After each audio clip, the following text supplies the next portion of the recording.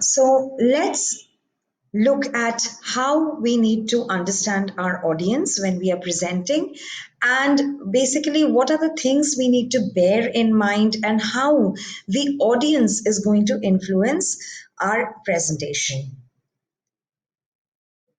So, when we consider the audience, the people who are going to attend our presentation, we need to consider three questions. How many? That is, the number of people who are going to be present for our presentation, the number of people who are going to attend the presentation. Who are these people? That is the background of these people. A background could have various factors like the age group, the profile of these people, whether they are working professionals, whether they are students, whether they are consumers, whether they are our colleagues at the workplace, or whether they are our competitors. So, who are these people?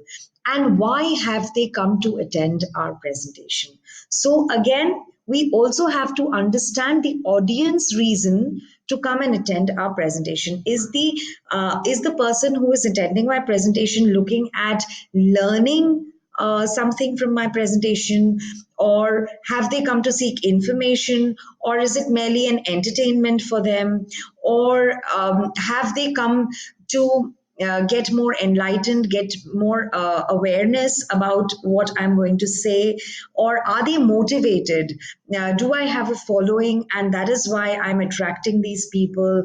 So, these are the things that we need to bear in mind.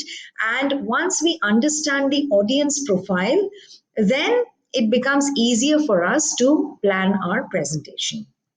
Okay, so when we start working on the structure and the outline of the presentation, we have to basically look at this structure, the template which I have shared with you on the slide.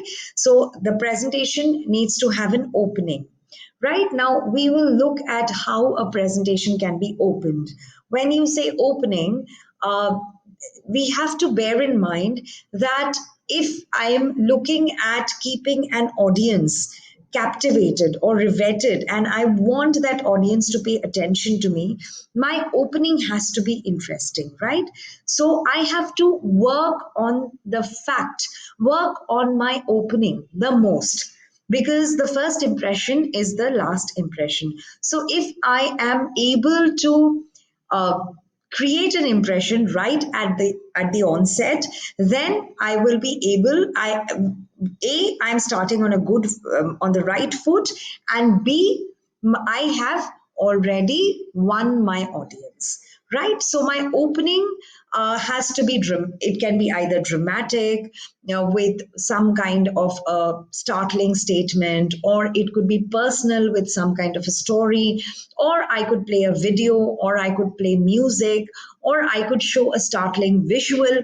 The idea is to get the audience to pay attention, because they might be sitting in front of me in the chairs in the auditorium, but I don't know where their minds are wandering, right? So this is to get the wandering minds to one place. So the opening has to be very effective and emphatic, and then I can go on to divide the presentation into three or four parts. Three parts is ideal because we don't want it to be too long. So part A, part B, and part C, where I structure it accordingly. And then again, I have to work a little extra on the closing.